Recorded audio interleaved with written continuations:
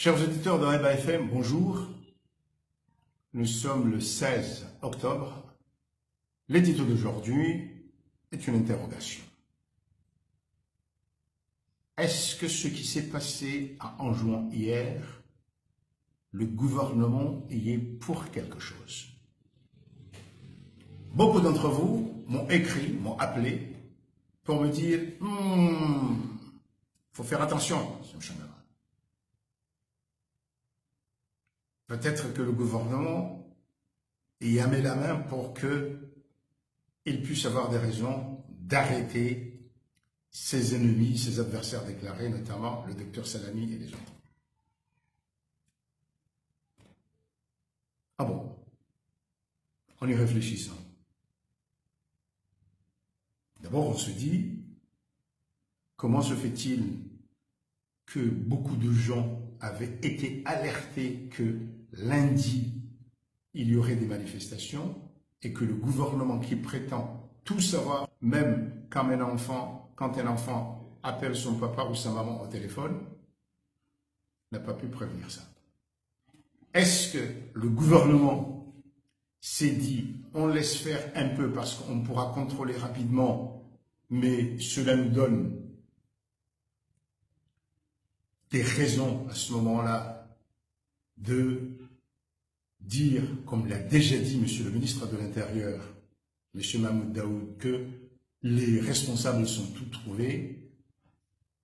Le gouverneur, ou je ne sais pas si je dois dire ancien gouverneur, le docteur Salami, un secrétaire général, un directeur administratif et financier, etc. Une petite parenthèse. Un journaliste d'investigation, Toufaïl Ben Aïcha, a montré hier dans un post que parmi ses accusés, un est en prison et l'autre est en Inde. Ferme la parenthèse. Mais admettons, je n'en suis pas tout à fait convaincu, mais admettons que le gouvernement se soit dit, on laisse faire. Parce qu'il ne faut pas oublier qu'aujourd'hui, ceux qui dirigent l'île d'Anjouan, depuis des mois, c'est le coordinateur. Le gouverneur Salami est dépouillé de tout. Et donc, si tout ceci a pu être organisé, cela veut dire que les forces de l'ordre, les services chargés de surveiller, contrôler, espionner, disons le mot, étaient en train de dormir. En tout cas, ils n'ont pas pu prévoir l'ampleur de ce qui allait se passer. Parce que c'est ça. En tout cas, ce qui s'est passé montre bien s'il y a eu une main quelque part du gouvernement, en tout cas, le mécontentement est réel. D'ailleurs, aujourd'hui, après le couvre-feu d'hier, Moutsamoudou se réveille. Les voitures circulent, mais il y a une tension importante. Un jeune homme vient d'être blessé. Je ne sais pas exactement les circonstances, mais en ce moment, il doit être à l'hôpital. La tension est grande. Un journaliste comme Kamal Ali Aouda dit constater que la tension, la population est là fermement, dans sa majorité unie, condamnant les actions ou la stratégie gouvernementale. Alors, où en sommes-nous? Nous sommes dans une situation de crise, comme je vous l'ai dit hier. Le gouvernement ne peut pas passer, il peut arrêter, il peut prendre, et on ne sait pas combien de gens il peut arrêter s'il applique la loi, parce qu'il faut plus de 3 personnes pour abattre un arbre, pour mettre des débris de toutes sortes des véhicules. Vous savez combien on va arrêter? Combien on va mettre dans les prisons? Des centaines? On est dans une crise. On est dans une crise qui demande des solutions. Dire, menacer à la guerre comme le font beaucoup de ceux qui sont autour du président de la République, ne menace qu'eux-mêmes. Parce que ça voudrait dire ça veut dire que le gouvernement n'a pas su, après 2 ans, établir la paix. Mais bien sûr, on a toujours des gens contre soi. Mais le propre d'un gouvernement qui réussit, c'est d'avoir la population. C'est de désarmer par des pourparlers, par des négociations ses adversaires. Or, maintenant, on est dans une crise parce que, comme je vous l'ai dit hier, il va falloir de l'argent que nous n'avons pas pour maintenir l'ordre, comme on dit. Il va falloir mobiliser des avions, des bateaux. Cet argent-là va être pris sur l'argent qui manque déjà pour faire fonctionner les écoles publiques. L'argent qui ne suffit pas, ou en tout cas qui n'est pas bien utilisé dans la santé. L'argent, facteur de développement. Et surtout, cette crise va occuper les esprits et le temps des dirigeants du gouvernement qui est là. À penser à l'adversaire, à prévenir, etc. Oui, nous sommes dans un pays en crise.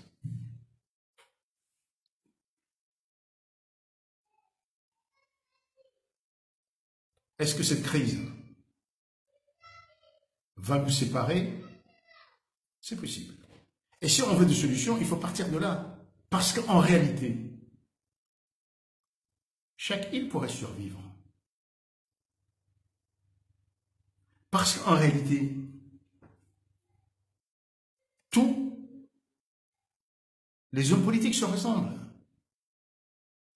Les grands Comoriens n'aspirent pas à dominer ni Anjouan ni Moélien. La Grande Comore peut vivre d'elle-même, comme Anjouan, si elle est bien gérée, pourrait vivre d'elle-même, comme Moélie, aussi petite qu'elle soit, avec ses trésors touristiques, pourrait vivre d'elle-même.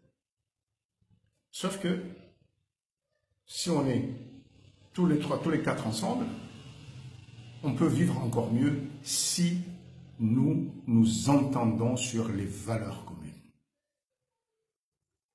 Il y a des pays encore plus divisés que nous. La Suisse, 4 langues.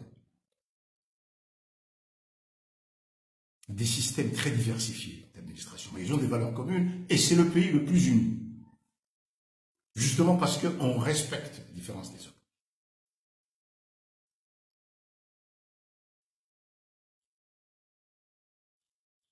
Chers responsables,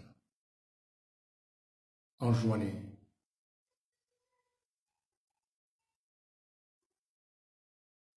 aujourd'hui, le gouvernement veut accuser tous ceux qui disent comprendre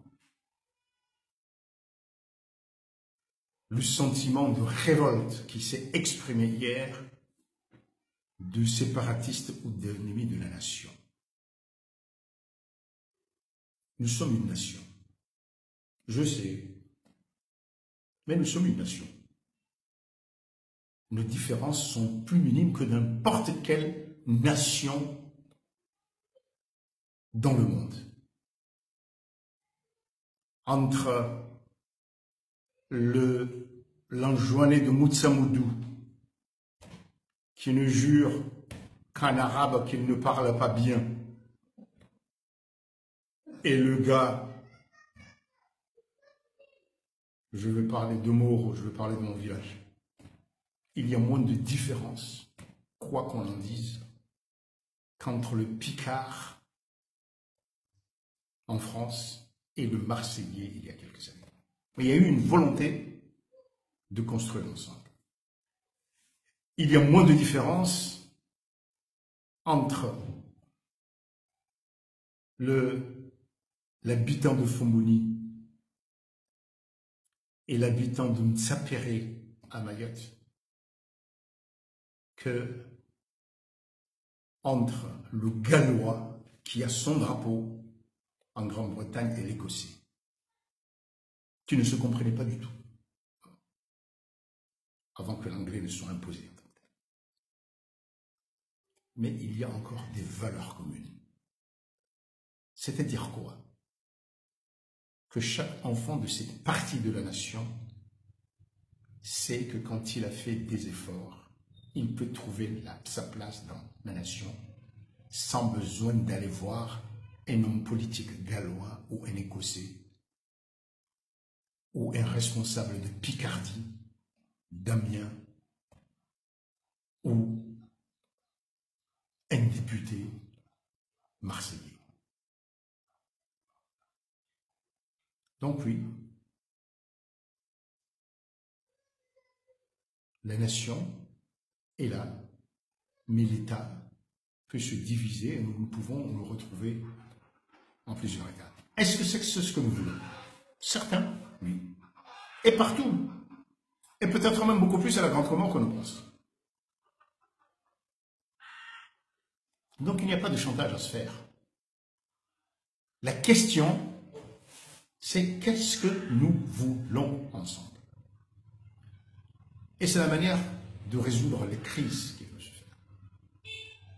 J'ai vu que des jeunes enjoués ont dit « Nous voulons être ensemble dans un cadre commun ». Très bien. Très bien. Ceux qui divisent le pays peuvent mettre en difficulté l'État, c'est quand il n'y a pas de dialogue, quand il y a une volonté, une ambition démesurée qui va au-delà des forces et des capacités de la nation. Nous ne sommes pas un État fort qui peut s'imposer comme ça sur la base d'un groupe social, quand la bourgeoisie ou quand une armée avec des officiers qui étaient pendant des dizaines d'années formés dans une école pouvaient prendre le pouvoir et s'imposer parce qu'ils étaient l'expression d'une telle force sociale. Ça n'est pas le cas. Alors nous devons faire preuve de patience, dialoguer et laisser cesser d'évoquer de gros mots en français ou en ceci sur telle ou telle chose qu'aucun de nous ne pratique. Il faut simplement se regarder en face et dire que de toute façon, ce qui a commencé hier, cette crise-là ne peut pas continuer parce que personne n'a les moyens de le continuer. Ça n'est pas vrai. Ce genre de crise se retourne contre le citoyen. Et en tout cas, ceux qui croient qu'ils ont les moyens militaires de continuer ça, ça n'est pas vrai. Ça n'est pas vrai. Il faut qu'on s'entende sur le être ensemble ou, je vais le dire, se poser la question, est-il mieux qu'on se sépare pour se retrouver? Est-ce que ce n'est pas pour certains qui sont au gouvernement ce qui est recherché? Je pose la question.